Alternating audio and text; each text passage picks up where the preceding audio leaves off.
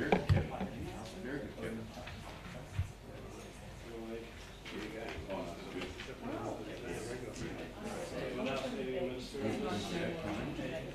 They wouldn't play. They wouldn't play.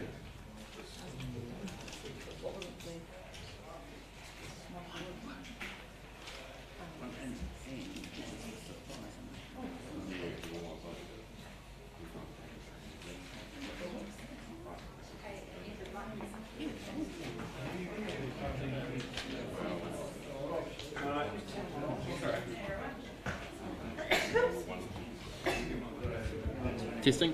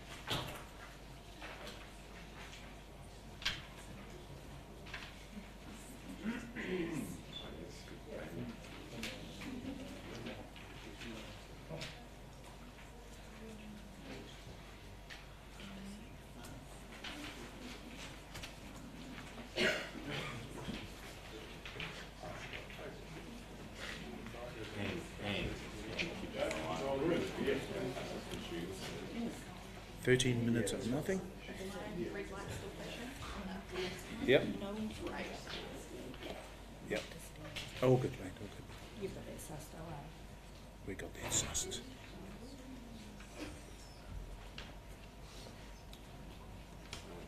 interesting. The format's been recreated.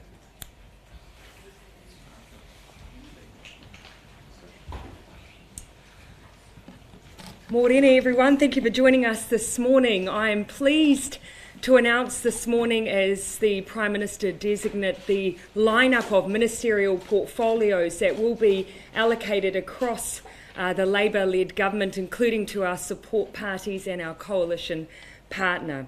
You'll get a strong sense from the portfolio allocation that I have outlined today, the priorities and the expertise that we will be utilising in the Labour-led government. It will also demonstrate the strong challenges that we see New Zealand facing and our positive view that we have the ability to make a difference, particularly in areas of regional economic development and jobs, by making sure we have extra emphasis on some of the opportunities that exist for New Zealand in regional economic development. I want to begin by highlighting that you'll see from the list that Mr. Peters has taken on, as confirmed in our agreement yesterday, the role of Deputy Prime Minister. I am looking forward to the experience and expertise that Mr. Peters will bring to that role. Expertise and experience he'll also bring to the role of Foreign Affairs Minister. Obviously, he held that portfolio in the 2005-2008 government, and we look forward to utilising his experience in that area, particularly as we forge a path leading straight into areas like APEC and trade relations. Our Labour's Deputy Leader, Kelvin Davis, takes on a new and important role. He, of course, has a strong interest in corrections. It was something he's absolutely committed to retaining a focus on, but he will also take on a new portfolio which we've created called Crown-Maori Relations. That's an acknowledgement of the fact that we are beginning to move into a post-treaty negotiation period. We want there to be emphasis on the opportunities that exist in a post-treaty settlement environment for Māori, particularly around economic development. That will be a role that Kelvin Davis, as our most senior Labour Māori MP, will be taking on. Grant Robertson will, of course, be our Minister of Finance. He will take the lead in a raft of initiatives we'll be undertaking as a new government in some of our critical challenges. He'd probably also like me to mention that he has the all-important sport and recreation portfolio. My government will also have a key focus on child poverty reduction. It's something that I spoke of at great length during the election. It's a personal priority for me, a commitment for me, one of the reasons I am in politics. Cabinet Office advice, of course, was that holding an operational portfolio like the children's portfolio simply wasn't possible, something that I too had come to terms with. I did not want to relinquish, however, the strong focus I want this government to maintain on child poverty, so I will ensure that focus remains by holding responsibility for child poverty reduction. It's my intention that I will establish a unit working within DPMC to undertake that work across government departments, and that's an incredibly important focus for this government. I've otherwise asked that Tracy Martin take on the role as Minister for Children. She's a strong advocate in that area. She has a strong focus on education in particular. I believe she has the strength to make sure Oranga Tamariki is an effective and successful ministry. Housing, of course, is a huge focus for this government. Our desire, our belief that home ownership should not be out of reach of New Zealanders means that Phil Twyford will be taking on Minister for Housing and Urban Development.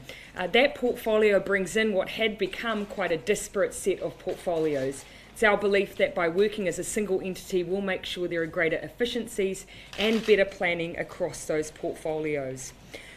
We are also bringing back the regional economic development focus, bringing together the infrastructure portfolio and a portfolio of forestry for Minister Shane Jones. That will be an indication to you that, again, we want to see emphasis on forestry as a single entity rather than rolled into a mega industry. We've done the same for fisheries and agriculture. Again, an acknowledgement that we see a real need for priority to be placed on each of those areas. Final mention I want to give is to Pike River. We undertook, as did New Zealand First and the Green Party, to make Pike River re-entry a real priority. Andrew Little will hold ministerial responsibility for the work that needs to be undertaken in that area. I do want to place emphasis on the fact, though, that he will work closely with the Deputy Prime Minister on that piece of work, given he has a huge and strong interest in the area of Pike River. Overall, however, I'm extraordinarily proud of the ministerial team and the work that they will do that we have presented today. I think it demonstrates the focus that we have on areas where we believe New Zealand has the ability to succeed and the areas of challenge that we want to take on. In each area, I believe I've used the expertise and experience the team brings to best effort. I'm happy to take questions. Yes. What's the thinking behind allowing a smaller partner to have both defence and foreign affairs? Simply, that was making use of the expertise. I didn't take a view that it was about which parties, but making sure that where there was experience, we made use of that. That's what we've done with both Ron Mark and, of course, with Mr Peters having had that role and undertaken that work very successfully in the past. I also want to acknowledge, of course, that despite being from an independent party, we all sit around the table together as Cabinet Ministers. Collective responsibility applies, and we will be rolling out a collective policy approach both on foreign affairs and defence. Ultimately, as Prime Minister, I would be taking a very strong interest in both areas. How will Calvin's Crown-Maori relations portfolio work? Is that through Tikuni Pōkiri, or how?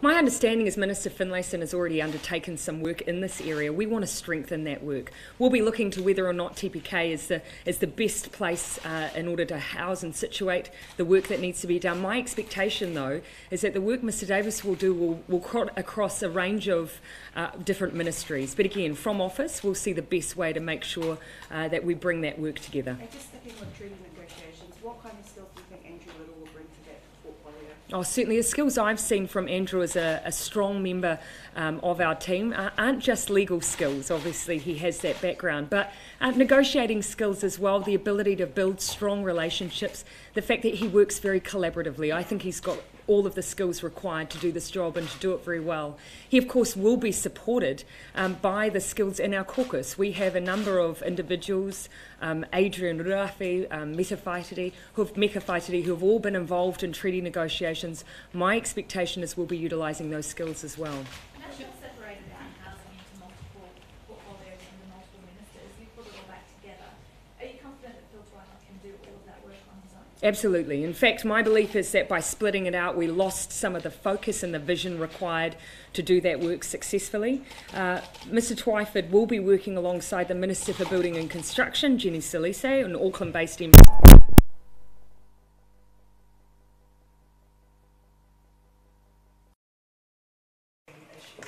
She also holds an associate role, so together, both Jenny Salise and Phil Twyford will be delivering what is a very ambitious building program. Well, they would bark What at happened to the Social Investment Agency and Social Investment Approach? Because we haven't appointed a minister. No, we have not, but as you'll see from our handy footnotes, the social investment work will come back under social development.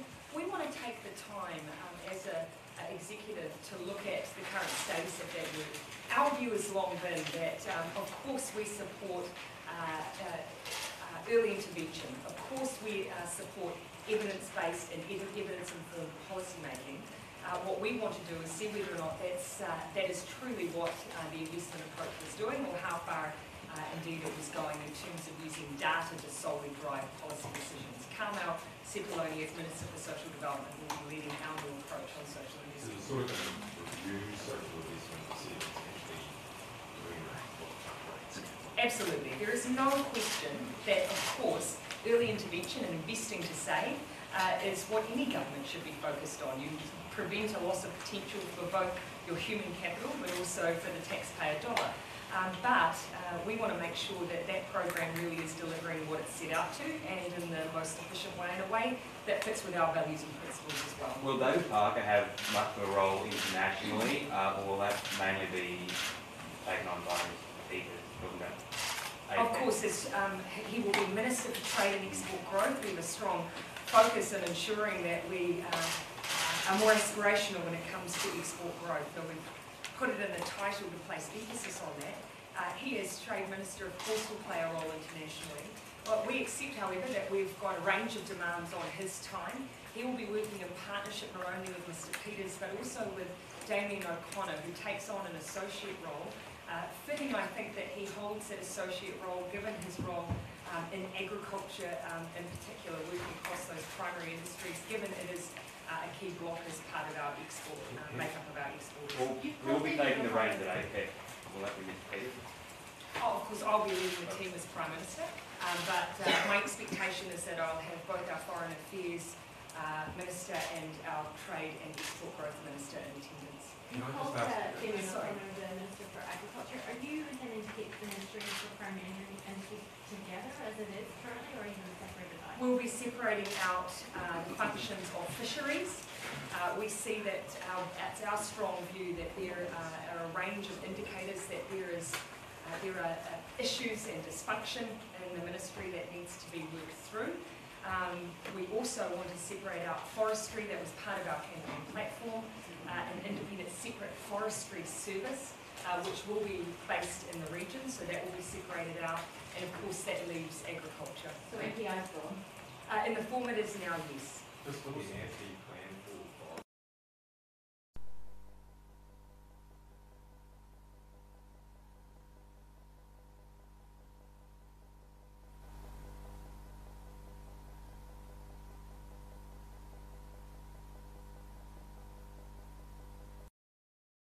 Focus on forestry this election, and we have laid out an ambitious plan as a government to ensure that we are planting more than we are currently. What we're talking about is doubling the current rate of planting. Our belief is with a forestry service focused on this target that is absolutely achievable. We've already had a large amount of marginal or even conservation land identified as being available for planting. Canterbury University is undertaking some work that demonstrates the land will be available. It's just a matter of focusing on making sure we have the workforce, but we've already laid out as well plans that are ready to work, and the Conservation Corps, for instance, to try and expand the workforce in the area. Again, take a bit of time to scale up, but it will be a mix of both commercial forestry and, of course, forestry on the dock estate, which will allow us to bank that as carbon sinks. It's a win-win. Why are there only two Labour Māori ministers inside of Cabinet? Of course, I'm constantly of the aspiration to lift our representation for Māori both in our caucus, as we've aspired to do this election, and inside our cabinet. Keeping in mind, of course, we actually have 4 Māori cabinet ministers, including our New Zealand First representation, actually 5 in total, including New Zealand First representation, and of course outside of cabinet, Mika Whaitiri and Penny Henare as well. Do you agree that that Māori might think that numbers are a bit light, given that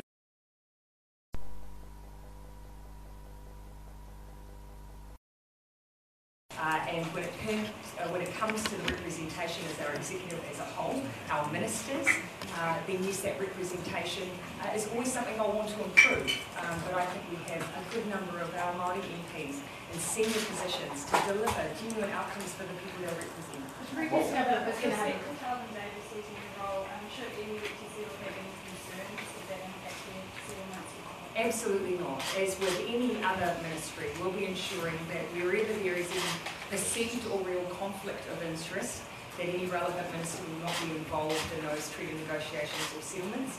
The focus for Calvin Davis in the role of Crown-Maori relations is very much focused on that post-settlement environment.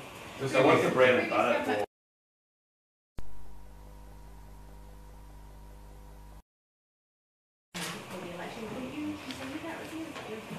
Our focus will be on expanding provincial rail and expanding an interest in regional rail. So that is where our focus will be. So will you have a review on only as it relates to expanding the role that Kiwi Rail is playing in our infrastructure. And the independent climate commission that you announced about funding for the grant, how much teeth will that have? I mean, will its recommendations be binding to government, or will you be able to ignore them?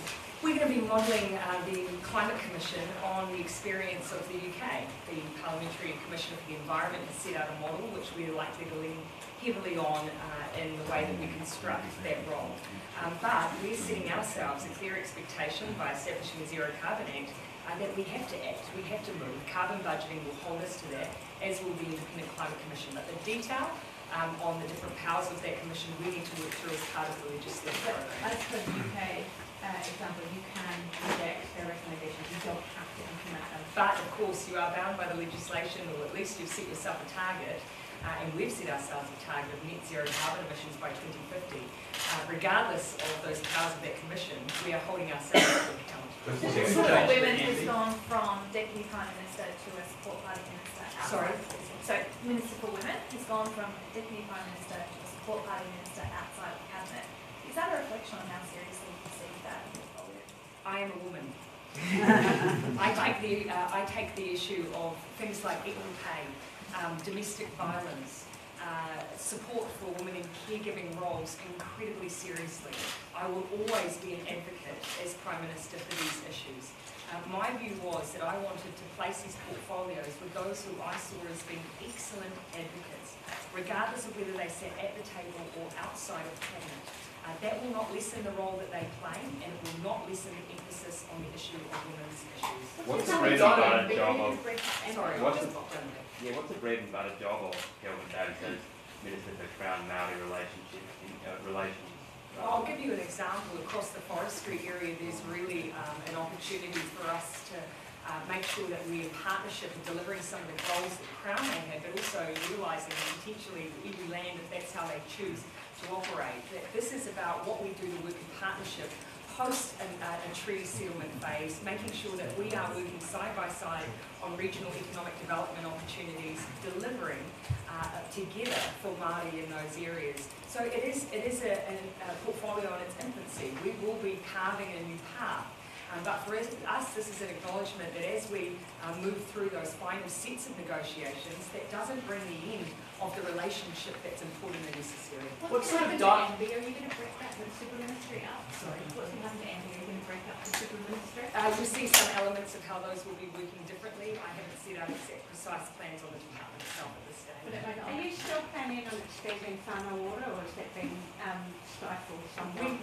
As you see from our policy at the election, we had a policy of retaining whānau order, but we did want to review the way it was being implemented. We did want independence, as well as some independent oversight of the way that it was operating, but we see value in the principle of what it's trying to achieve. It's very similar to Family Start, some of the programs Labour originally had in the last office. Was New Zealand First having an impact on your pursuance? Of course, our members of our cabinet, when we discuss how we move forward with programs like this, of course, they have a voice as much as any minister around the table on that. But again, as I say, our view is that whānau order contain principles that make absolute sense. It's all about making sure the delivery is as effective as possible. What sort of data and statistics?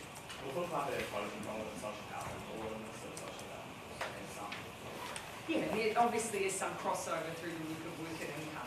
We'll be working through that, but of course our focus is on making sure that there is someone who has ultimate responsibility for making sure every New Zealander has a warm, dry roof over their head. At the moment, our view is the way that we have worked as a ministry has meant that there hasn't been that clear direction and vision that's required. Do you still want the double economy as like refugees? Sorry? Do you still want the double economy? Yes, that remains our policy. What sort of data and statistics will be? What sort of data and statistics will you be using to define the reduction of child poverty? So I already have a members' bill in place, a child poverty reduction and eradication bill. It sets out a range of measures based on the work that the expert advisory group on child poverty do under the Children's Commissioner.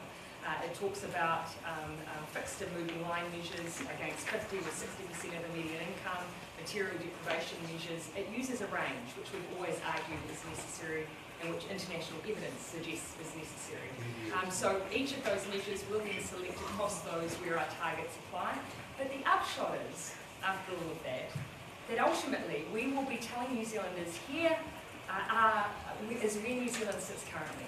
This is the number of children in New Zealand who are living in poverty, and now you will have the ability to hold us to account on what we have achieved. And that is something we've been missing for the last 9 years. What about the Crown-Maori Act? Because 2014 has already spent $8 million setting up Maori Youth Service.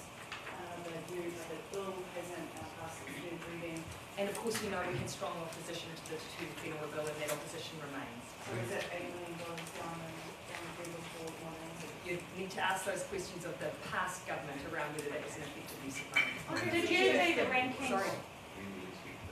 I believe that was phased in over, I would need to come back to you on the exact point. It was phased over a period of time.